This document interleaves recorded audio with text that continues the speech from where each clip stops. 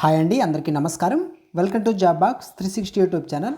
RRB NTPC under graduate exam సంబంధించి రీజనింగ్లో భాగంగా మనకి నెక్స్ట్ టుమారో అంటే 19th 20th రాయబోతున్నటువంటి స్టూడెంట్స్ కూడా ఏ మోడల్స్ వచ్చాయో ఒకసారి అయితే చూసుకొని వెళ్ళడం మంచిది. ఈ వీడియోలో మనకి ప్రజెంట్ 17 అదేవిధంగా 18 ఈ 2 రోజుల్లో కూడా వచ్చినటువంటి లేటెస్ట్ మోడల్స్ అనేది మీకు ఈ వీడియోలో ఎక్స్ప్లెయిన్ చేస్తాను. ప్రతి క్వశ్చన్ని జాగ్రత్తగా చూసుకొని వెళ్ళండి, ఓకేనా. ఈ వీడియో ఇంకా లైక్ చేయనట్టయితే ఒక లైక్ చేయండి. ఫస్ట్ టైం మన ఛానల్ చూస్తుంటే సబ్స్క్రైబ్ చేసుకొని ఫాలో అవుతుండండి. ఇక లేట్ చేయకుండా ప్రతి క్వశ్చన్ని నీట్గా మీకు చెప్తాను, మీరు కూడా ప్రాక్టీస్ చేసుకోండి, ఓకేనా.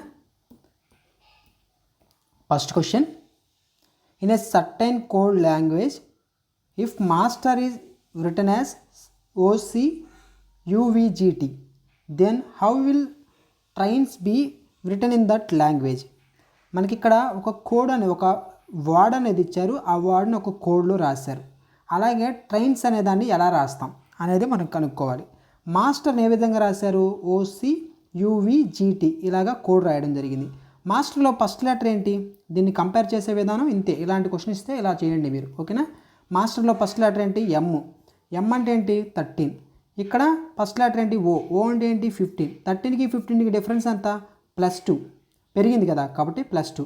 తర్వాత నెక్స్ట్ ఏ, ఇక్కడ ఏ ఉంది, ఇక్కడ సి ఉంది, అంటే ఎంత పెరిగింది? +2. ఏ +2 సి అవుతుంది. నెక్స్ట్ ఎస్ అంటే 19 + 2 21 యూ వచ్చింది కదా, యూ వచ్చేసింది, అంటే మనకి ప్రతిదానికి +2 వెళ్తుంది. తర్వాత లెటర్ కూడా చూడండి. టీ అంటే 20 + 2 22 అంటే వి, ఓకేనా.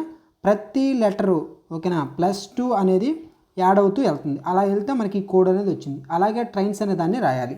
ట్రైన్స్లో టీ అంటే ఏంటి? 20 + 2 అంటే 22 అంటే వి ఎన్ని ఉన్నాయి? 3 ఉన్నాయి, 4th ఎలిమినేట్ అయిపోయింది. నెక్స్ట్ ఆర్ అంటే ఎంత? 18 + 2 20 అంటే టీ. వీటి ఎన్ని ఉన్నాయి? 3 వీటి ఉన్నాయి. తర్వాత సి కూడా 3 ఉన్నాయి. ఇక 4th లెటర్ చూడండి. సి, థర్డ్ లెటర్ కనుక్కోవాల్సిన పని లేదు, ఎందుకంటే 3 ఆప్షన్స్లో సి వరకు సేమ్గా ఉన్నాయి. 4th లెటర్ ఏంటి? ఐ అంటే 9 + 2 11 అంటే కే, ఓకేనా. సి తర్వాత కే 4th లెటర్ కే ఎక్కడెక్కడ చూడండి, ఇక్కడ లేదు, ఇక్కడ పి ఉంది, ఇది కూడా ఎలిమినేట్ అయిపోయింది. ఫైనల్గా ఆప్షన్ ఏ కరెక్ట్ ఆన్సర్, కే ఉంది, ఓకేనా. ఇలా నెక్స్ట్ పియు అనేది చేయాల్సిన అవసరం లేదు. ఆ 2 డిజిట్స్ ఉన్నాయి కదా, ఈ పియు అనేది కూడా మనం చేయాల్సిన పని లేదు, ఎందుకంటే మనకి ఇక్కడతోనే అర్థమైపోయింది 100% ఇదే ఆన్సర్ అని. అది కూడా చేస్తూ కూర్చుంటే టైం వేస్ట్ అవుతుంది. ఇప్పుడు మనం అవి కూడా చేద్దాం, ఎందుకంటే ఇది క్లాస్ కాబట్టి. ఇక్కడ చూడండి, ఎన్ అంటే ఏంటి? 14 + 1 16 అవుతుంది, 16 అంటే పి. నెక్స్ట్ ఎస్ అంటే 19 + 2 21 అవుతుంది, ఓకేనా. 21 అంటే యూ వచ్చేసింది కదా, option A is the correct answer, ఓకేనా. నెక్స్ట్ క్వశ్చన్, ఈ క్వశ్చన్ చూడండి. ప్రజెంట్ వస్తున్నటువంటి మోడల్స్ ఇవి. A man is facing north. He turns 45 degrees in the clockwise direction and then 135 degrees in the anti-clockwise direction. Which direction is he facing now? ఒక వ్యక్తి ఉన్నారు, ఉత్తర దిశ వైపు చూస్తున్నాడు. ఉత్తర దిశ అంటే నార్త్ సైడ్, ఓకేనా. ఈ సైడ్ చూస్తున్నాడు అనమాట. నార్త్ అంటే ఏంటి? పైన కదా, టాప్లో నార్త్, బాటమ్ నార్త్, సౌత్, తర్వాత రైట్ సైడ్ ఈస్ట్ ఉంటుంది, వెస్ట్ అంటే లెఫ్ట్ సైడ్ ఉంటుంది. గుర్తుపెట్టుకోండి, ఈ డైరెక్షన్స్ చాలా ఇంపార్టెంట్. మనకి నార్త్ ఇటు, ఇది ఈస్ట్, ఇది వెస్ట్, ఇది సౌత్, ఓకేనా. ఉత్తర దిశ వైపు అంటే ఏంటి? ఉత్తరం అంటే ఏంటి? నార్త్ సైడ్ చూస్తున్నాడు. నార్త్ అంటే ఏంటి? పైకి చూస్తున్నాడు అని అర్థం, ఓకేనా. చూస్తున్నాడు. అతను గడియారపు ముళ్ళు తిరిగే దిశలో, గడియారపు ముళ్ళు ఎటు తిరుగుతుంది? గడియారం ఇదండి, ఓకేనా. ఇక్కడ ఒక ముళ్ళు ఉంది, నిమిషాల ముళ్ళు అవ్వచ్చు, గంటల ముళ్ళు అవ్వచ్చు. అది ఎటు తిరుగుతుంది? ఈ డైరెక్షన్లోనే కదా, ఇలా తిరుగుతూ క్లాక్ వైజ్లో వెళ్తుంది. అలాగే ఇక్కడ అతను ఆ గడియారం ముళ్ళు తిరిగే దిశలో తిరుగుతున్నాడు. ఎంత? 45 డిగ్రీలు తిరిగి, 45 డిగ్రీలు తిరిగారు మొత్తం. ఇక్కడ గడియారంలో ఇక్కడి నుంచి, ఓకేనా, ఇక్కడ వరకు అంటే 3 వరకు ఎంత? 90 డిగ్రీస్ ఉంటుంది. 45 డిగ్రీలు అంటే ఏంటి? ఇట్లా ఖచ్చితంగా మధ్యలోకి వస్తారు. ఇక్కడ 3కి ఇక్కడ స్టార్టింగ్ నుంచి 3 o'clock వరకు మధ్యలో మిడిల్లో ఉంటారు. అంటే ఏంటి? ఇక్కడికి 90 డిగ్రీస్ అయితే ఇక్కడ, ఓకేనా, ఇది అంతా మనకి 45 డిగ్రీస్, ఓకేనా. ఇంతవరకు తిరిగాడని చెప్పారు ఇక్కడ. అతను గడియారపు ముళ్ళు తిరిగే దిశలో 45 డిగ్రీస్ తిరిగి, 45 డిగ్రీలు తిరిగి ఆ తర్వాత గడియారపు ముళ్ళుకు వ్యతిరేక దిశలో. ఇప్పుడు మనకి గడియారంలో ముళ్ళు ఇలా తిరుగుతుంది. వ్యతిరేక దిశ అంటే ఏంటి? యాంటీ క్లాక్ వైజ్, వెనక్కి రివర్స్లో వెళ్తున్నాడు అనమాట. ఎంత వెళ్తున్నాడు? వ్యతిరేక దిశలో 135 డిగ్రీలు తిరిగాడు. ఇక్కడ నుంచి 135 డిగ్రీలు అంటే ఇదేంటి? ఈ కొంచెం మనకి 45 డిగ్రీస్. ఓకేనా? ఇక తర్వాత ఇంకా 45 అంటే ప్లస్ 90 ప్లస్ 45 130 డిగ్రీస్ అవుతుంది. 135 డిగ్రీస్ అనేది అవుతుంది. అంటే ఏంటి? ఇక్కడ దాకా వస్తారు. ఎందుకంటే ఇది మనకి ఎంత? 90 డిగ్రీస్. ఈ యాంగిల్ ఎంత? 45 ప్లస్ 90 ఎంత? 135. ఓవరాల్గా ఈ మొత్తం యాంగిల్ ఎంత? 135 డిగ్రీస్ అవుతుంది. అంటే ఇంత యాంటీ క్లాక్ వైజ్లో తిరిగాడు అన్నాడు. ఇప్పుడు అతను ఏ దిశ వైపు చూస్తున్నాడు? ఇక్కడికి వచ్చాడు. ఇప్పుడు అతను ఏ డైరెక్షన్లో చూస్తున్నాడు? వెస్ట్ సైడ్ చూస్తున్నాడు. అర్థమైందా? ఆప్షన్ బి, వెస్ట్ సైడ్, పడమరం వైపు చూస్తున్నాడు. ఓకేనా? సింపుల్గా చెప్పాలంటే గడియారం ఇదండి. గడియారంలో మనకి ఇలా తీసుకుంటే డైరెక్షన్ రూపంలో 45 డిగ్రీస్ క్లాక్ వైజ్ వచ్చి ఇక్కడ నుంచి యాంటీ క్లాక్ వైజ్ 135 డిగ్రీస్ వచ్చాడు. అంటే దీని యాంగిల్ వచ్చేసరికి 135 డిగ్రీస్, దీని యాంగిల్ ఏంటి? 45, దీని యాంగిల్ ఏంటంటే 90 డిగ్రీస్. 90 ప్లస్ 45 135. ఏ డైరెక్షన్లో చూస్తున్నాడు? వెస్ట్ సైడ్ చూస్తున్నాడు. ఆన్సర్ ఏంటంటే వెస్ట్. ఓకేనా? నెక్స్ట్ క్వశ్చన్ ఇక్కడ చూడండి. ఏ ప్లస్ బి అంటే బికి ఏ సోదరుడు. ఏ ప్లస్ బి అంటే ఏంటి? బికి ఏ సోదరుడు అంట. ఇక్కడ ఎగ్జామ్లో మీకు రివర్స్లో ఇస్తున్నాడు, గుర్తుపెట్టుకోండి. బికి ఏ సోదరుడు, ఏ ప్లస్ బి అని ఇచ్చి బికి ఏ సోదరుడు అని మిమ్మల్ని కన్ఫ్యూజ్ చేయడానికి ఇస్తున్నాడు. కానీ అక్కడ ఏం లేదు. ఎందుకంటే ఏ ప్లస్ బి అంటే బికి ఏ సోదరుడు అన్నా, ఏకి బి అనేవాడు సోదరుడు అన్నా ఒకటే కదా. బికి ఏ సోదరుడు అంటే ఏ అనేవాడు బికి సోదరుడు, ఏ అనేవాడు బికి సోదరుడు. ఇలా అయినా ఈ డైరెక్షన్లోనే మనం గుర్తుపెట్టుకుంటే సరిపోద్ది. ఇక్కడ బికి ఏ సోదరుడు అని బి ఏ ఇట్లా రివర్స్లో ఇస్తే మీరు కన్ఫ్యూజ్ అవుతారని చెప్పేసి ఎగ్జామినరు ఇలా ఇస్తున్నాడు. కానీ ఏకి బి అనేవాడు సోదరుడు అంతే. ఓకేనా? అలాగే మీరు క్యాలిక్యులేట్ చేసుకుంటే ఈజీగా ఈ క్వశ్చన్ చేయొచ్చు. ఇప్పుడు బికి ఏ సోదరుడు అని రివర్స్లో వచ్చిందని చెప్పేసి మీరు ఆలోచించే విధానంలో ఏంటంటే కన్ఫ్యూజ్ అయిపోయి అది ఈజీగా చేయొచ్చు. కానీ ఇక్కడ ఏంటంటే రివర్స్లో ఇవ్వడం వల్ల మీరు కొంచెం మైండ్కి అంటే కొంచెం ఆలోచనలో పడతారు, క్వశ్చన్కి ఆన్సర్ తప్పు పెట్టే అవకాశం ఉంటుంది అని చెప్పేసి ఎగ్జామినర్ ఇలా ఆలోచిస్తారు. ఓకేనా? సో దీనికి ఒక్కొక్కటి చేద్దాం. మనకి ఏమన్నారు? ఏ ప్లస్ బి అంటే బికి ఏ సోదరుడు, ఏ మైనస్ బి అంటే బికి ఏ సోదరి, మరియు ఏ ఇంటూ బి అంటే బికి ఏ తండ్రి అని అర్థం అనమాట. అయితే కింది వాటిలో క్యూకి పి బాబాయ్ ఆర్ పెదనాన్న అవుతాడు అని సూచించే ఏది? ఈ ఆప్షన్స్లో క్యూకి పి బాబాయ్ ఆర్ పెదనాన్న ఏది? ఏ ఆప్షన్. క్యూకి పి బాబాయ్ అంటే ఏంటి? పి అనే వ్యక్తి క్యూకి బాబాయ్, పి అనే వ్యక్తి క్యూకి బాబాయ్. ఒక్కొక్క ఆప్షన్ చేసుకుంటూ వద్దాం. ఏది ఆన్సర్ వస్తే అదే ఆన్సర్ అవుతుంది. ఓకేనా? ఇప్పుడు ఏ ప్లస్ పి అంటే ప్లస్ అంటే ఏంటి? ఏ అనేవాడు బికి సోదరుడు. ఇప్పుడు చూడండి, పి ప్లస్ ఆర్, ప్లస్ వచ్చింది. ప్లస్ అంటే ఏంటి? ఏ అనేవాడు బికి సోదరుడు. అంటే ఇక్కడ పి అనేవాడు ఆర్కు సోదరుడు. పి అనేవాడు ఎవరు? ఆరుకి, ఒక నిమిషం, పి అనేవాడు ఆరుకి సోదరుడు. సోదరుడు అంటే ప్లస్. ఓకేనా? నెక్స్ట్ ప్లస్ వచ్చేసింది. Next R into Q. Into అంటే ఏంటి? ఆరు ఇంటూ క్యూ అంటే బికి ఏ తండ్రి. ఓకేనా? బికి ఏ తండ్రి అంటే ఆర్ అనే వ్యక్తి క్యూకి తండ్రి, క్యూకి ఆర్ అనేవాడు తండ్రి. అంటే ఇతను ఎవరు? ఇతను కూడా ప్లస్ అనమాట. ఇప్పుడు ఈ కండిషన్ని చెక్ చేయండి. క్యూకి పి బాబాయ్ ఆర్ పెదనాన్న. ఇక్కడ చూస్తే క్యూ ఎవరు కొడుకు? ఆరు యొక్క కుమారుడు. ఓకేనా? ఆరు యొక్క సన్ అయితే ఆరుకి మనకి కుమారుడైతే ఈ క్యూ అనే వ్యక్తికి పి ఏమవుతాడు? వీళ్ళిద్దరు సోదరులు అంటే క్యూకి ఇతను ఏమవుతాడు? ఖచ్చితంగా బాబాయే కదా. సో ఫస్ట్ ఆప్షనే కరెక్ట్ ఆన్సర్. ఓకేనా?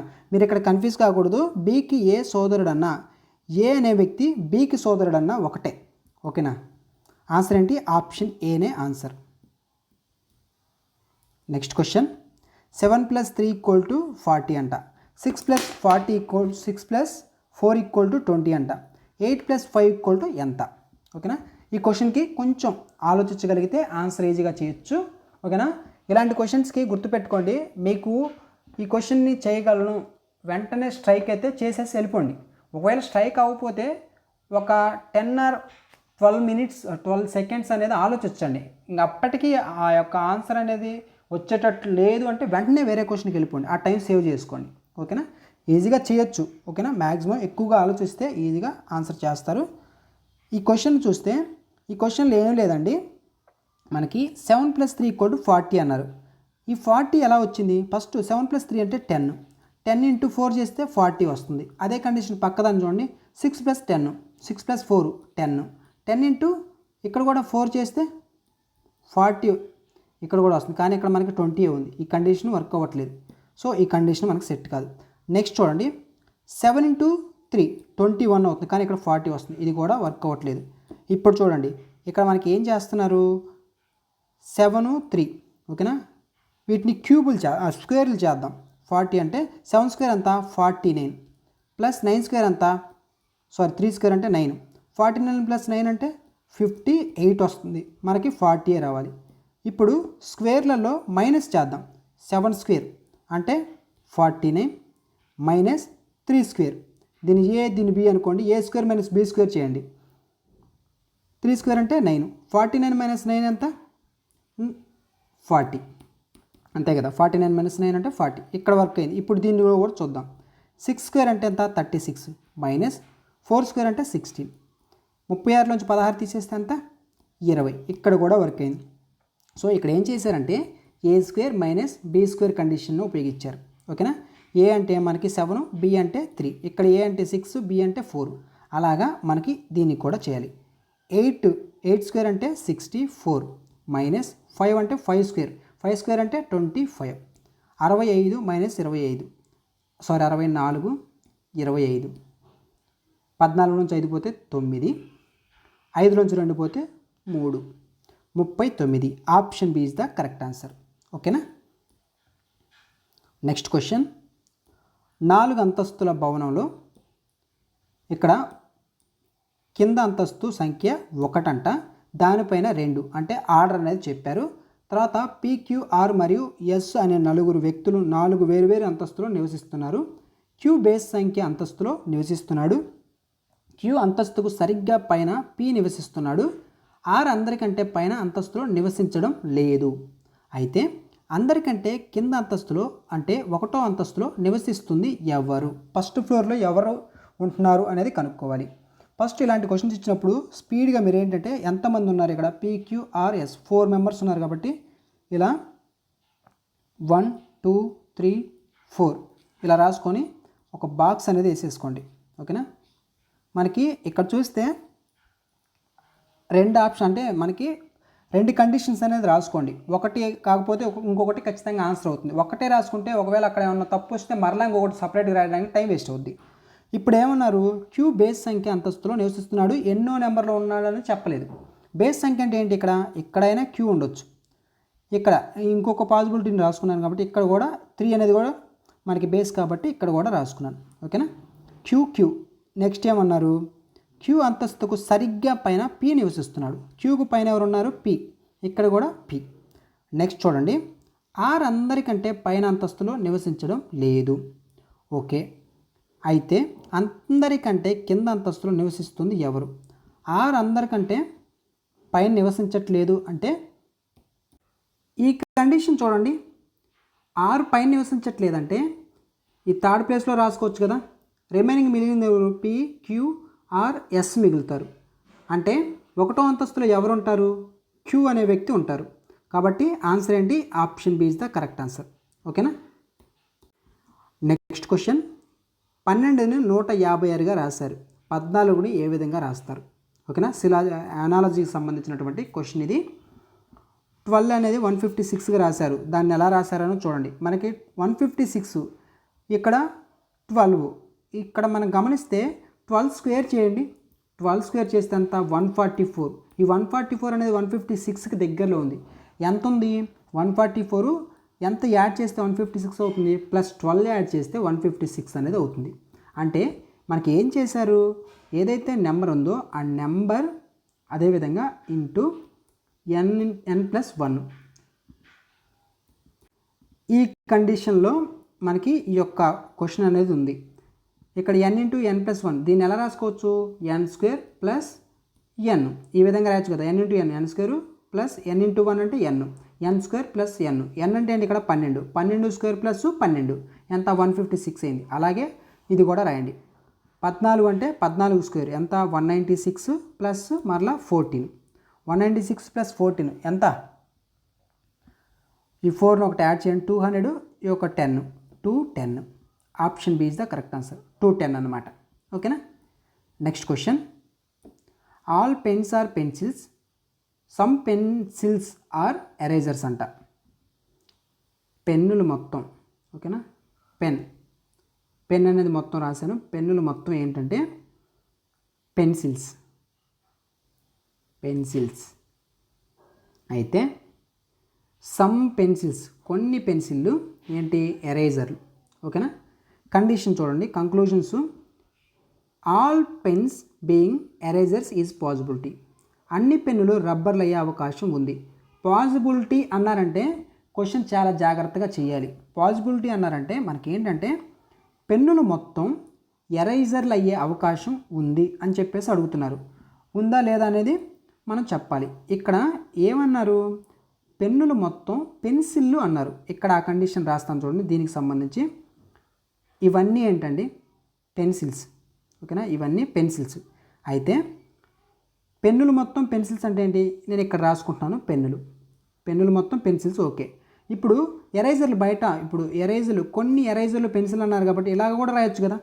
కొన్ని ఎరేజర్లు పెన్సిళ్ళు, ఇది పెన్సిల్స్. కొన్ని ఎరేజర్లు పెన్సిల్, ఆ ఎరేజర్లు పెన్సిల్స్ సమ్ కొన్ని అన్నప్పుడు ఈ మధ్య గ్యాప్లో ఈ పెన్స్ కూడా ఇక్కడ కూడా వచ్చే అవకాశం ఉంటుంది కదా. కాబట్టి కంక్లూజన్ 1 అనేది కరెక్ట్ ఆన్సర్. అర్థమైందా. ఇప్పుడు పెన్నులు అనేది ఇక్కడ రాసుకున్నాను నేను, ఇక్కడ కూడా రాసుకోవచ్చు కదా. ఇక్కడ రాసినా కానీ లోపల పెన్సిల్స్ లోపలే ఉంటుంది. All pens are pencils condition కూడా వస్తుంది. కాబట్టి పాసిబిలిటీ అన్నప్పుడు జాగ్రత్తగా చేయాలి. ఆప్షన్ ఏదైతే కంక్లూజన్ 1 ఉందో అది కరెక్ట్ ఆన్సర్. నెక్స్ట్ చూడండి, కొన్ని రబ్బర్లు పెన్నులు అంటే సమ్ ఎరేజర్స్ ఆర్ పెన్స్ అంట. కొన్ని ఎరేజర్లు, ఓకేనా. ఎరేజర్లు ఏంటి, ఇవి. ఈ ఎరేజర్లు పెన్నులు అన్నారు. పెన్నులకి ఎరేజర్లకి ఏమైనా సంబంధం ఉందా, ఇక్కడ పాసిబిలిటీ కాదు, సమ్ ఎరేజర్స్ ఆర్ పెన్స్ అన్నారు. పాసిబిలిటీ అంటే మరలా అది కూడా కరెక్ట్ అయ్యేది, కానీ ఇక్కడ సమ్ అన్నారు కాబట్టి ఇది రాంగ్ ఆన్సర్. ఓన్లీ కంక్లూజన్ 1 అనేది correct answer. Option A is the correct answer. Only 1 follows. ఓకేనా. నెక్స్ట్ క్వశ్చన్, క్రింది వాటిలో ఇంజనీర్లు, సంగీతకారులు మరియు మానవుల మధ్య సంబంధాన్ని సరిగ్గా సూచించే వెన్ చిత్రం ఏది.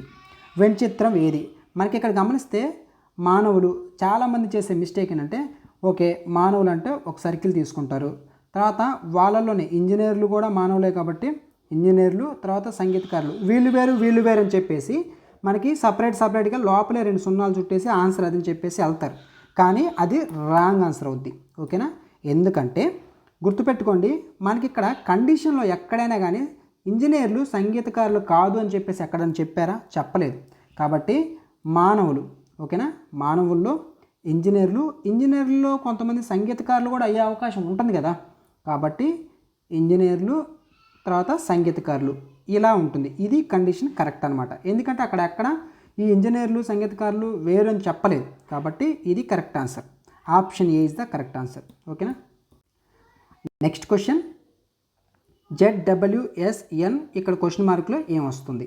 జెడ్ అంటే ఎంత అండి 26, డబ్ల్యూ అంటే 23, ఎస్ అంటే 19, ఎన్ అంటే 14. తర్వాత ఏమొస్తుంది, 26కి 23కి డిఫరెన్స్ ఎంత -3, 23కి 19కి -3 అంతే కదా. -4 వస్తుంది, -4. ఓకేనా. తర్వాత 19కి 14 డిఫరెన్స్ ఎంత -5 వస్తుంది, -3, -4, -5 నెక్స్ట్ -6. 14లోంచి 6ని తీసేస్తే ఎంత 8. 8 అంటే ఏంటి H. Option A is the correct answer. ఓకేనా. క్వశ్చన్ మార్క్లో ఏమొస్తుంది హెచ్ వస్తుంది. నెక్స్ట్ చూడండి, ఈ క్వశ్చన్ చూడండి, మీకు నిన్నటి రోజు రీజనింగ్ క్లాస్ అప్లోడ్ చేసినప్పుడు మీకు 2024 సమ్ డే ఫ్రైడే అని చెప్పినట్టున్నాను. అయితే 2023లో అదే రోజు ఏమవుతుందని చెప్పేసి క్వశ్చన్ చెప్పాను. ఈ క్వశ్చన్ ఏంటంటే ఫార్వర్డ్ అనమాట, అది బ్యాక్వర్డ్, ఇది ఫార్వర్డ్. అక్కడ ఏంటంటే డేస్ అనేది వెనక్కి లెక్క పెట్టాలి. ఇక్కడ ఏంటంటే 2024, if 26th January 2024 was a Friday, what day of the week was 26th January 2025. 2024 ఇచ్చారు, 2025లో డే అనేది కనుక్కోవాలి. దీన్ని మీరు కనుక్కోండి. అక్కడ బ్యాక్వర్డ్ అయితేనేమో మీకు మైనస్ అని చెప్పాను, ఫార్వర్డ్ అంటే ప్లస్ అవుతుంది. ఓకేనా? కాబట్టి అది మీరు నీట్గా జాగ్రత్తగా చేసి ఆన్సర్ అనేది కామెంట్ సెక్షన్లో రాయండి. నెక్స్ట్ క్వశ్చన్, ఇఫ్ 4:32 అంట. 4 అనేది 32గా రాశారు, 6 అనేది 108గా రాశారు, 8 అనేది ఏ విధంగా రాస్తారు? దీని కండిషన్ చూడండి, దీన్ని కూడా ఆలోచించండి, ముందుగా ఆన్సర్ చేయడానికి ప్రయత్నం చేయండి. ఇలాంటి కండిషన్సే ఎగ్జామ్లో వస్తున్నాయి. చూడగానే ఆన్సర్ చేయలేరు, కొంచెం ఆలోచించగలిగితే వెంటనే చేయొచ్చు. ఓకేనా? ఈజీ క్వశ్చనే, మీకు లాజిక్ చెప్పిన తర్వాత ఇంత ఈజీ అనిపిస్తుంది మీకు. ఓకేనా? ఫస్ట్ చూడండి క్వశ్చన్, 4ని 32గా రాశారు. 4 స్క్వేర్ అయితే మనకి 16 వస్తుంది, అదే 4 క్యూబ్ అయితే 64 వస్తుంది. ఓకేనా? కండిషన్ వర్క్ అవ్వట్లేదు.